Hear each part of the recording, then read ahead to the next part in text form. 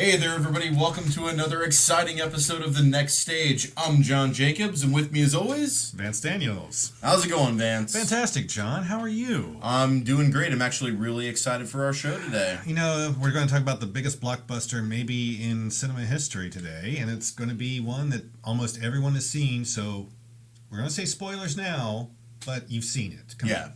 Ready? Spoilers. Okay, what are we talking about? We're going to talk about Avengers Endgame. Endgame, 22 movies, 11 years building up to this moment. Vance, did it let you down or did you leave feeling satisfied? You know, actually, I was satisfied with the film overall. I would agree. Which, you know, for me, it's not an everyday occurrence. Sure. It's one of those things where I'm not always loving films, but I thought it was a proper ending to this build-up that we've had. And, Sure. and really a good culmination to everything that has been part of the plan. Yeah. Even if the plan is horrifying. True. I just went Joker there. You know, we decided to go through it all, even with some of the stuff that's not been any good, Guardians of the Galaxy. False, sir. No, true. False. But no, I thought we had a good ending. We had a good send-off for actors who are not going to be recurring. Sure. You know, again, spoiler, but obviously Tony Stark is no longer going to be with us anymore. It was hard, man. And I am Iron Man. It was hard. You know, It was hard for me. it was really hard. For I cried. I'm not going to lie. Think about I the cried. torture that Robert Downey Jr. has had to go through all of these years of, you know, having to be paid massive amounts of money. Darn.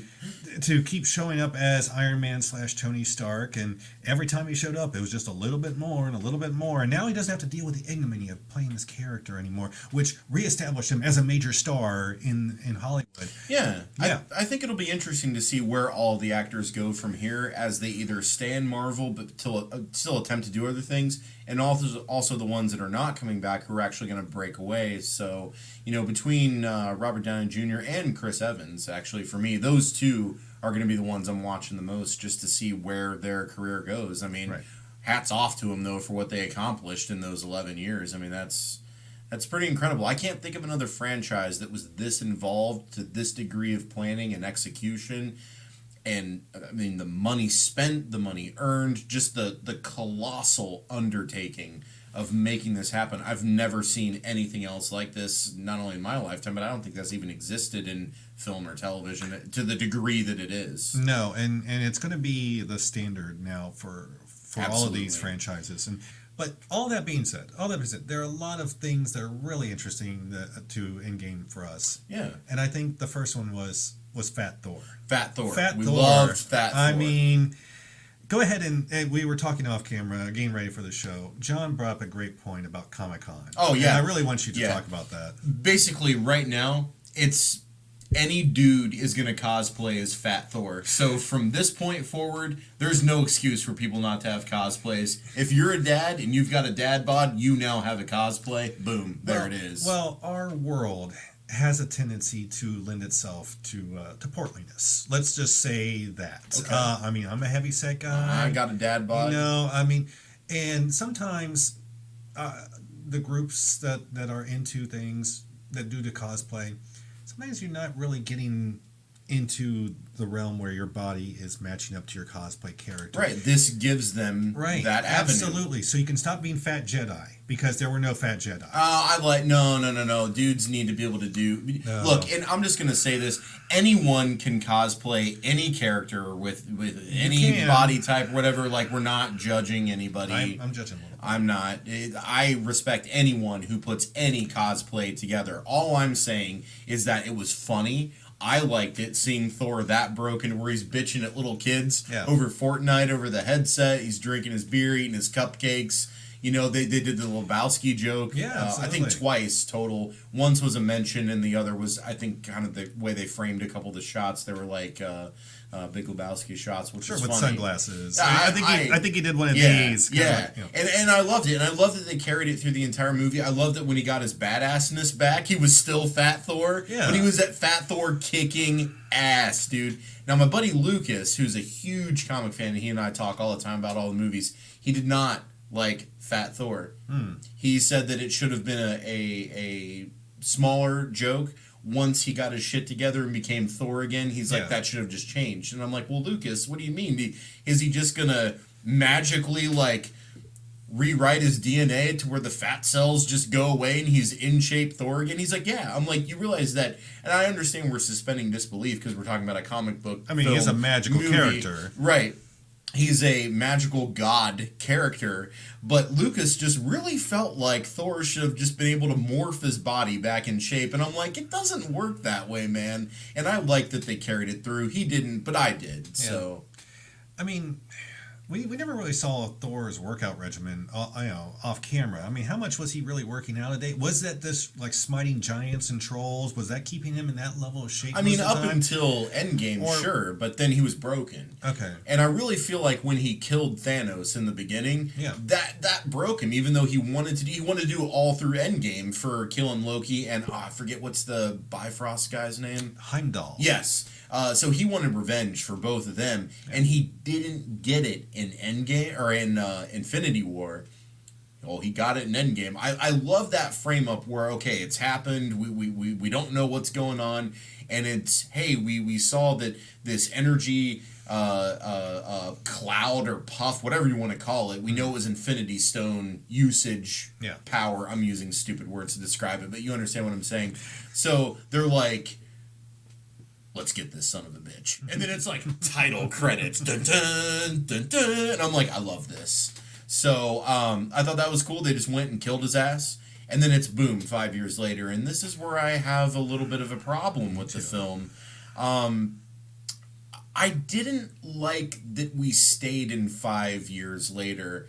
I understand why they wanted to do that, but to me, there were just unanswered questions. What's the economy like when, for lack of a better term, even though it wasn't 50% of Earth, it was 50% of the universe, but for argument's sake, we'll say 50% of Earth disappears. That's going to be a negative impact to the economy and the social structure of the entire world. You have to adjust to that. They show like the therapy sessions where people are dealing with it and everything. Tony has a family with a daughter now, and that hit me. You know, I have a daughter, and when they did the whole 3,000 exchange, that I teared up a little bit.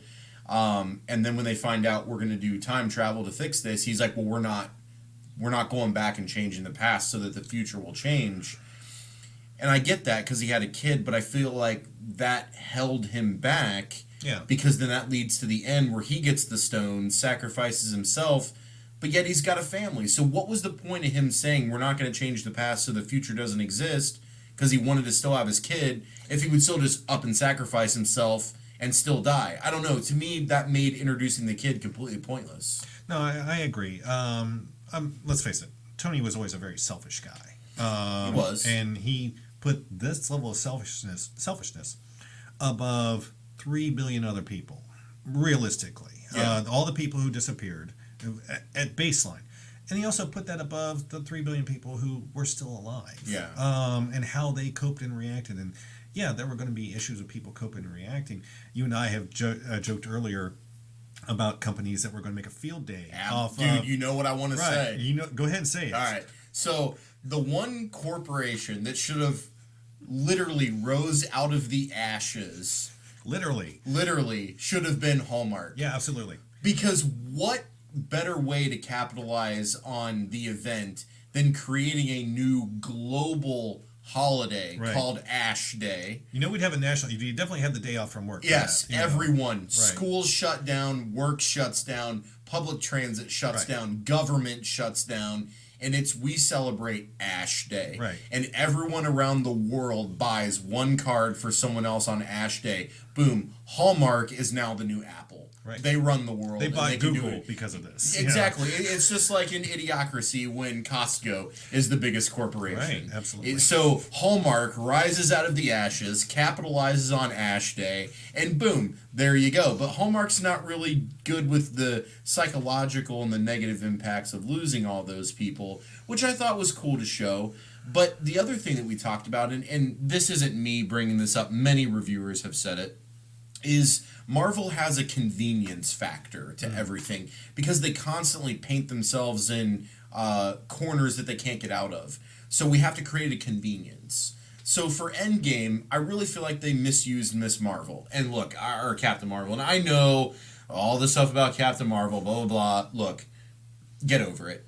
I liked it overall. I have some objective criticism over the film. But you're going to bring in Captain Marvel, and all she was a convenience character. She showed up twice. In the beginning, let's go get Nebula and Tony Stark since we couldn't figure out how to get him off Titan. Boom, we'll send Captain Marvel to rescue him. Neat. We realized we got to go back in time and do something with the Infinity Stones, but how can we do that? Because it's 5 years later. Let's just have Ant-Man stuck in the quantum realm and poof, he just happens to come out of the car 5 years later like, I know how we can do this. How convenient is that? And then at the end, when Thanos' ship is down there just wrecking everything out of the blue, what's that? It's Captain Marvel. She came down and took the ship down. And then fucking doesn't do anything after that.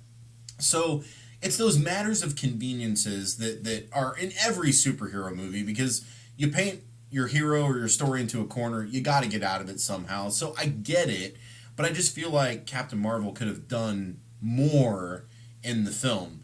Not a huge complaint of mine, but a little bit. What did you think about the concept of time travel in the film? We really are going to do a whole episode about movie and TV time travel. But, I mean, what did you think about that? I didn't care for it at all. I'm kind of the same way. Now, here's what I really liked. I liked that they didn't, and I liked that they mentioned other movie time travels so that you understand. Is this Terminator time travel? Is this Back to the Future time travel? Everything from Back to the Future. Right. So I do like how they tried to make it a little more grounded explanation of time travel where you can't just necessarily go in the past, make a change, and the future disappears and corrects to that change. It's happened. It's always going to happen. But tangent universes are created, which they kind of did in Back to the Future too. Which I liked that. I'm like, okay, they're thinking. They're trying to do something around that. But then they just created a whole slew of issues, like when Loki gets the Tesseract and just disappears. Neat. That's going to be a spinoff somewhere, right? Like, again, it's that matter of convenience. How do you bring Loki back? Let's just have him do this. Okay. Black Widow dies. How are we going to bring her back? We'll just give her a prequel movie. Like, come on. But so that was one thing that I really didn't like about when they did the time travel stuff. And then when Captain America says, hey, give me the stones, I'll go back and fix it. Right. Well, wait a minute. You broke up the Tesseract to get one of these stones out. How do you plan on reassembling the Tesseract to put it back where it goes? I don't think anybody thought of that one. So, I don't know. I like that they tried to take it a little more seriously, but I feel like in doing that, just some of those things when you think about it beyond the movie just didn't really do it for me. Right, and maybe the biggest thing for me is whenever you have an issue of time travel, if you're going to have time travel pop up, you have to also realize that then you've opened that door. Yeah. Now time travel's possible. Right. Which means that time travel could have gone back and fucked up everything you just done. And then, of course, Tony Stark sitting there working on his holographic table, he's like, and, I've just invented time travel. Yeah. What else have you done, Tony? Thanks for giving us another one, right? With basically like a Lego hologram. Right. Like, I put these three pieces together and it works. I solved this problem that has existed in the history of people. How does the computer simulation know it's going to work? Well, he's built advanced algorithms and whatnot, so sure, that's a perfect answer. But so that kind of leads us to the end of Endgame. Oh, the end of Endgame. So I like when all the heroes start jumping through the portals and it's all epic because you think everyone's gonna die and they all come to help. That's great. But when they put all the stones on Hulk and he snaps his finger and brings everyone back, we get a couple yellow finches flying around an atrium. No one showed us the people coming back. What was their reaction? Right. I was gone for 5 years. I wasn't. I don't know what happened. The economic strain of now you've shrinked the economy and the social structure of the entire world. Now all those people are back. You need to feed them, clothe them, house them. Well, how the hell are you going to do that when you've just spent 5 years readjusting your society to the amount of people you have now? I get that's nitpicking, but these are things that we think of when we think beyond the film. So Yeah, Spider-Man goes back to high school. yeah, and he's his- still in high school. All the people are still Right. there. Then- Like, wait, I mean, his what? friend obviously stayed, so why wasn't Yeah. his friend graduated? And why is he creeping around a high school at Exactly. 20 years old now? Right. So, you know, that, I don't know, that kind of stuff bothered me a little bit. But the thing that bothered me the most was Captain America staying back in time. Yeah. Look, I get it. He loved Carter. He wanted to be with her. He saw her on his mission. It all came flooding back. Da da da da da. We get it. I don't think Tony should have died. It was silly to kill him off when he had the kid and they made that such a big deal. And then, you know, when Thanos destroyed the stones, it almost killed him. When Hulk just put the glove on, it almost killed him. But when Tony has the glove on, he's managed to fight through that pain and get the snap done. And then it still didn't kill him long enough to have a death speech. And I'm Right. like, man, this thing would have vaporized a human, like, on command. Why the fuck didn't Captain Marvel actually do something in the movie? Have her put that shit on. She'll survive it and have her do the snap. Right. Or, like what everybody wanted, just have Captain America do it so he can die doing what he wanted to do. Yeah.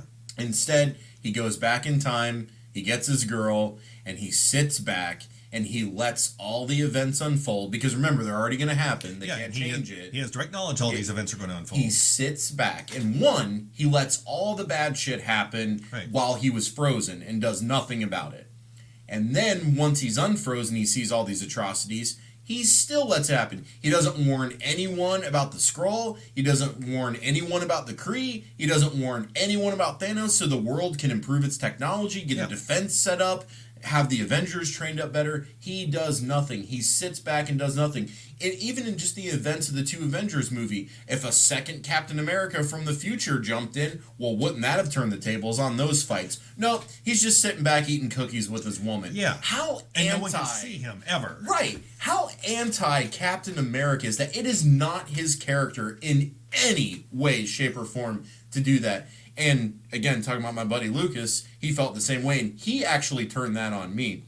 When I first saw the movie, I was apologizing for it. He called me on it. And then after I thought about it for a little bit, we talked again. I was like, you know what? You're right. I'm like, I agree. This is a very anti-Captain America character. I didn't like that at all. So that was nice that I had to think about it and really objectively determine what was going on here. But look, it should have been Captain America. Kill him. He wanted to go. Let him go out dying, fighting. Maybe a couple heroes still go. Yeah. Tony Stark lives to set up new Avengers. He goes back to consultant versus actively involved, right? So War Machine can step up. Then you got Spider-Man. Who else was in the New Avengers teams? I forget. Scarlet Witch was in there still, right?